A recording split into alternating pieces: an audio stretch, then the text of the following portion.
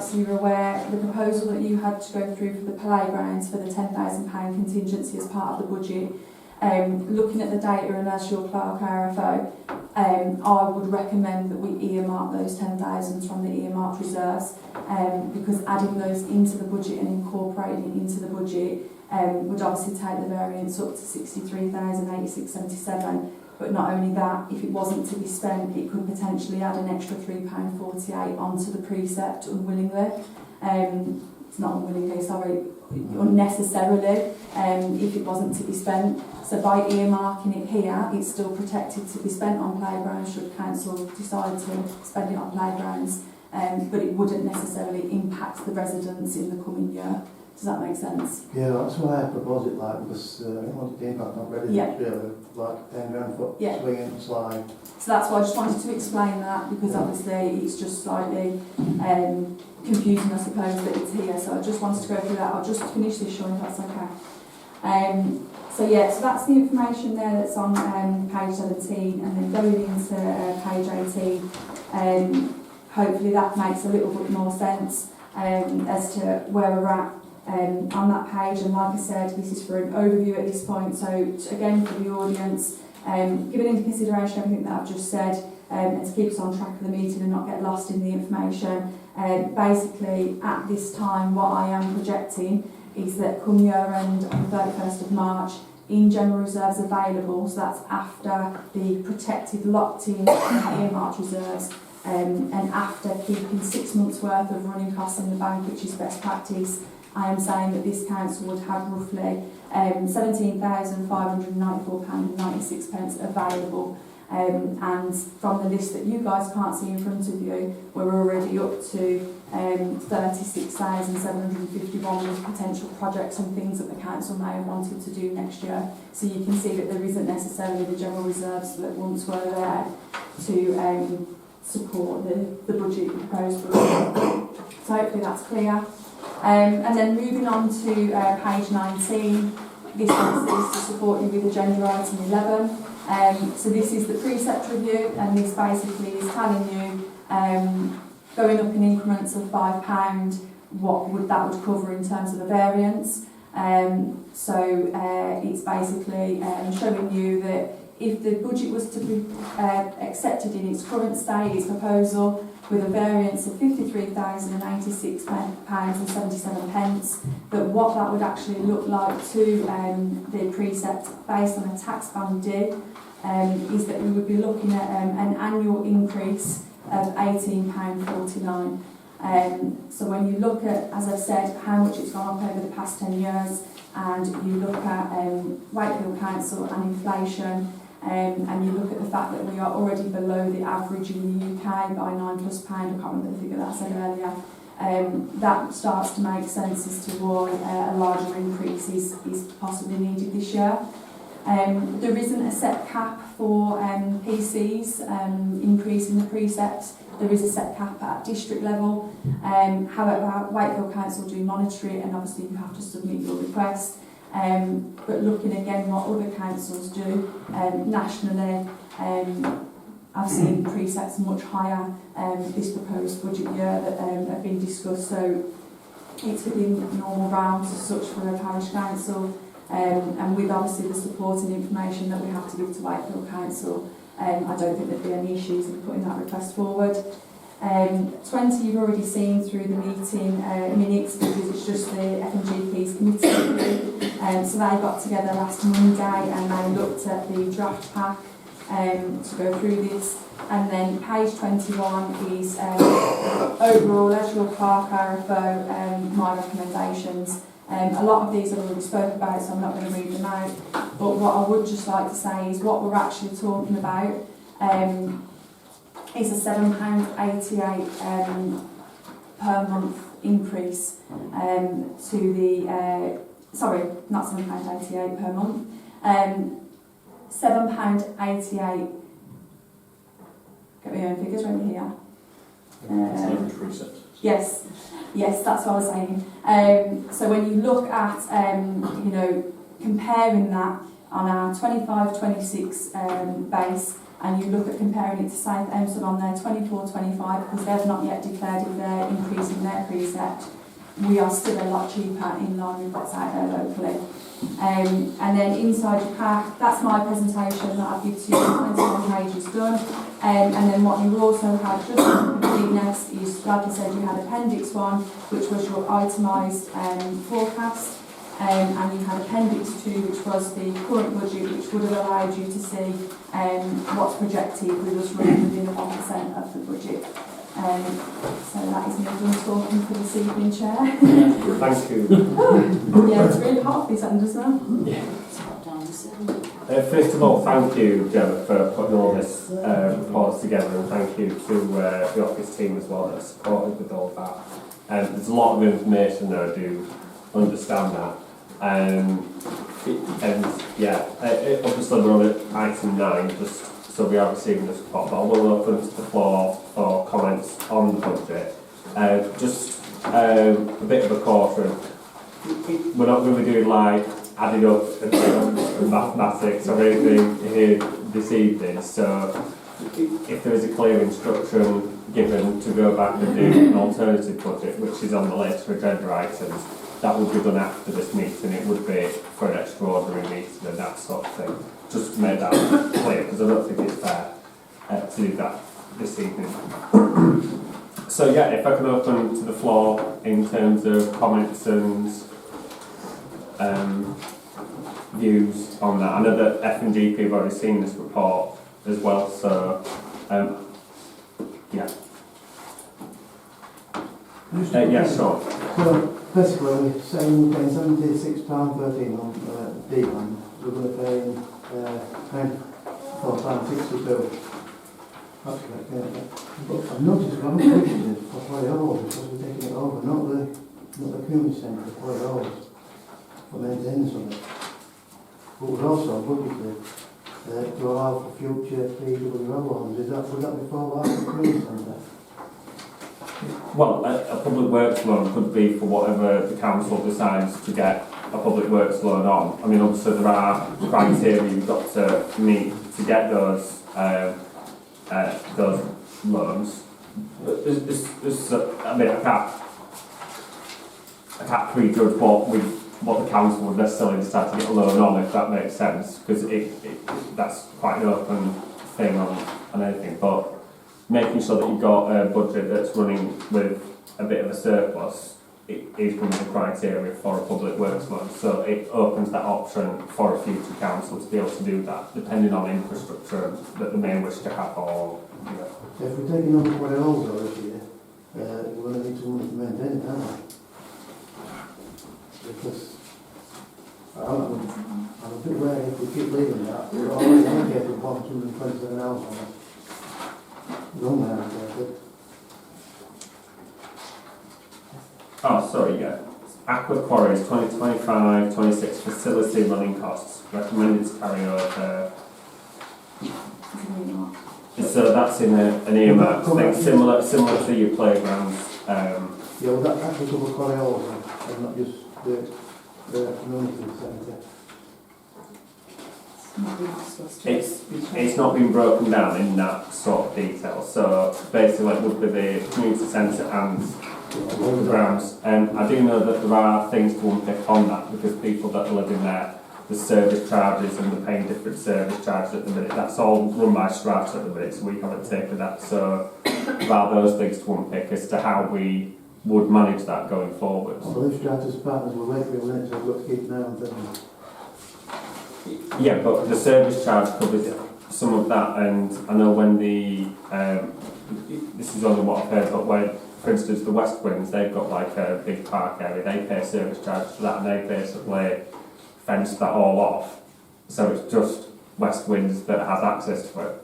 And we don't, again, it's for a future council to decide how service charges, whether we take it on, whether we broaden it out, you know what I mean? There's So there's tax covers the meat plate in the bottom of it. Yeah, and there's another, in the different stages, there's different, so Mead Fleet's one of them. I know that's from when Tony Himes was on the council.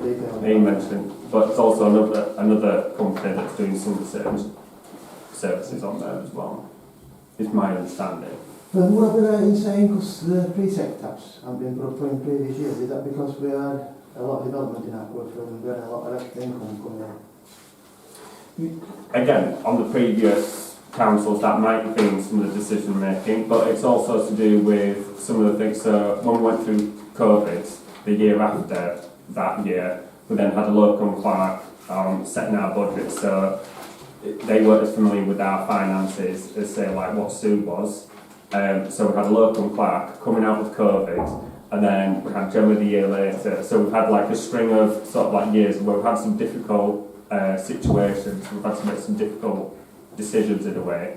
And I think as well, one of the things we were mindful of was there were a lot of rising costs at the time, like inflation was, I would say, peaking at those times. So I think there was a decision to try and not add to that, but obviously we've got to play catch up at some point as well. So we're here this evening possibly making a difficult decision as well, and it's whether we do it in one fell swoop, but we have used reserves, so we don't have that cushion as much, and so we've got, I understand that there's a lot of difficult decisions to make, but I do know that I think we're in a better position than, say, some other town and parish councils. And I think one of the important pieces from Gemma's report is when you compare our parish council to others, and I realise it's going to be hard a rise if we do decide to do that, we are still cheaper, even if we went with the proposed rise, we are still cheaper than other neighbouring councils, and we're still offering more services as well. So I think... Just one last thing,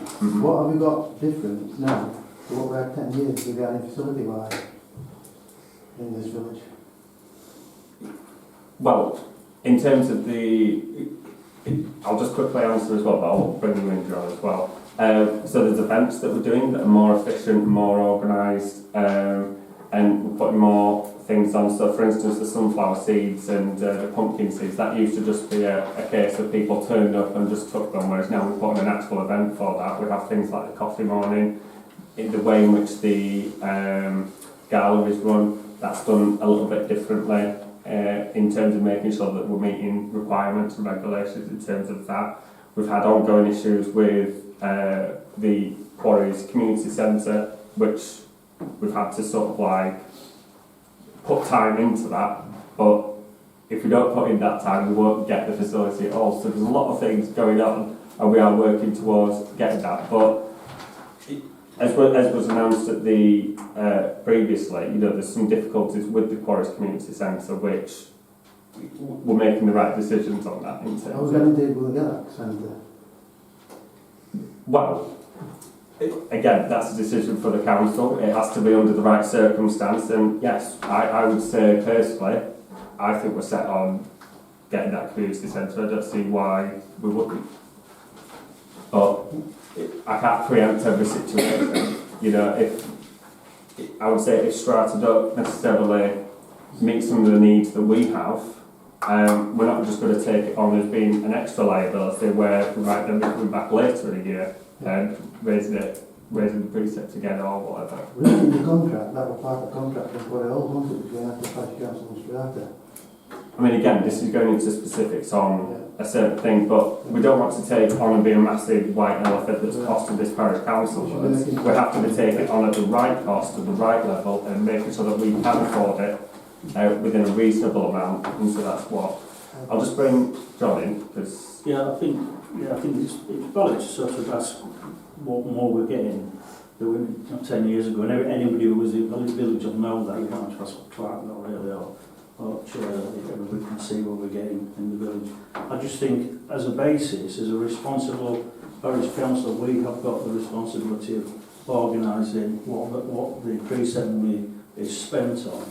And what we've got to do is, well, what Gemma's and the team have done, have given us a lot of information, a very sound basis from which to work, and it's pointed out the obvious things that's happened in the last 10 years of price increases all over the place. We all know the things that have come up. So, in any future projects that we put forward as councillors, and the existing projects that we're already committed to, they've got to be funded properly. So we have to get a basis of funding where we can confidently say we've got enough money to spend it on playgrounds, The other alternative is we shut the playgrounds.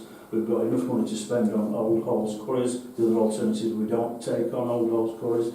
Everything we take on, the cemetery, everything that costs money, staffing and everything, we've got to be at a place where we can afford to spend it. That's the only responsible position as far as I'm concerned as a councillor. That's what I were elected to do, to organise. You know, you don't ask everybody all the time, what do you want council to spend money on, what do you want, you know, because that's ridiculous. You can see how much information is here, you can see how much information, how much responsibility we have under Clark and the team we've got. So I think we've got to sort of get to a basis where we're confident we've got the money to spend on any projects that come up.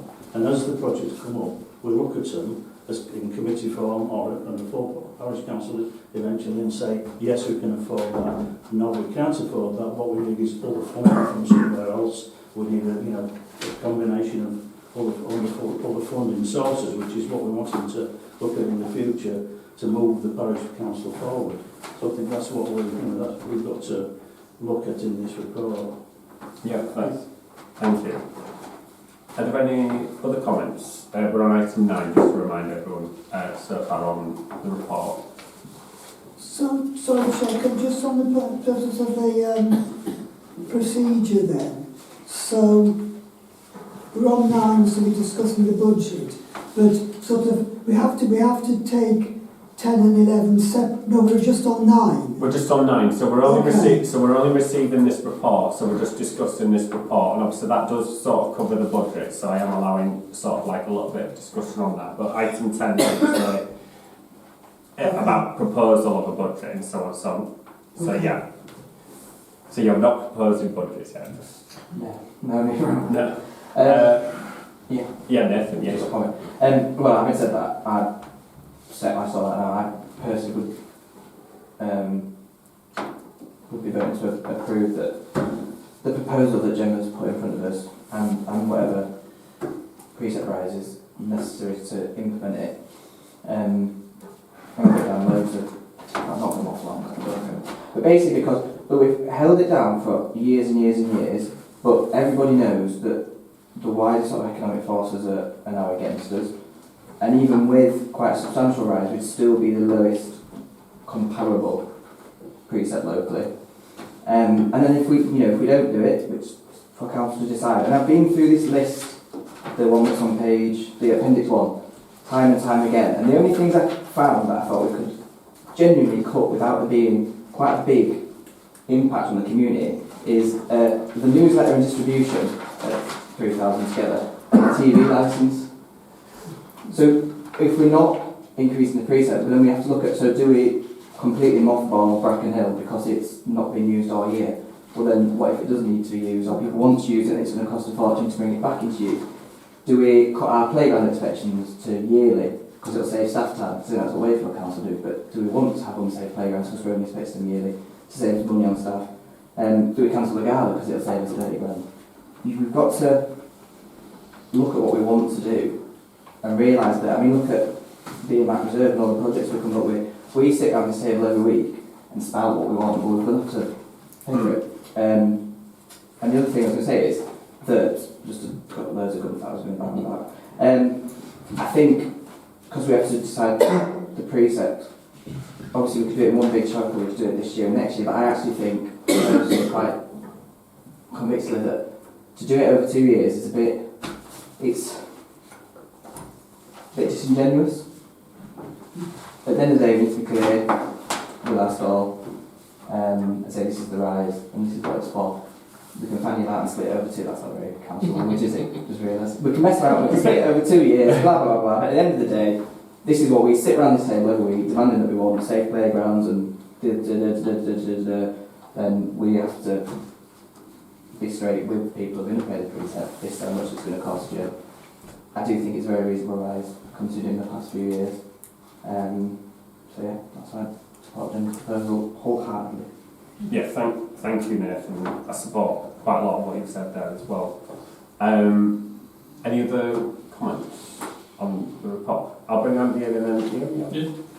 I think one of the main things that we've got to be able to do is to justify any increase to residents of the village. when you look at the actual numbers in the budget, by far the biggest increase that we've got actually comes from, if we take out the £20,000 salary contingency that we've not spent at all this year, we're actually looking to increase salaries by £32,699 this year for next year over this, including all the costs associated with salaries.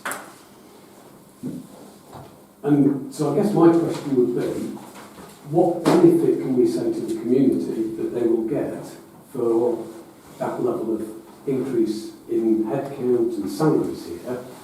Or alternatively, what would they lose if we don't have that increase? Because if any residents ask me to justify this, that's what I need to be able to answer them. What more will they get for that that amount? Or what would they lose if they don't get it? And at the moment, I'm not clear on one or other of those as an answer. So just, because I do think Gemma did mention it in her, when she was giving her verbal report. So part of the problem we have at the minute is the amount of workload that's being done by our current staff, and dare I say, at a higher rate. So in a way, us setting on an office junior would be setting on someone at a lower rate to take on some of that workload of which we are paid. So it's to make it a better working condition for the employees that work here, because we're already spending that in terms of like what we're having to give back in leave days and that sort of thing, the amount of time that's being worked over. So in actually setting someone on, we'd actually be reducing that, as I think is set out in the report as well, with the projected with the projection for 25-26, and that's part of the argument. So it's a case of using our human resources in a better way and getting some of the low-key admin, of which we want our higher paid people to be doing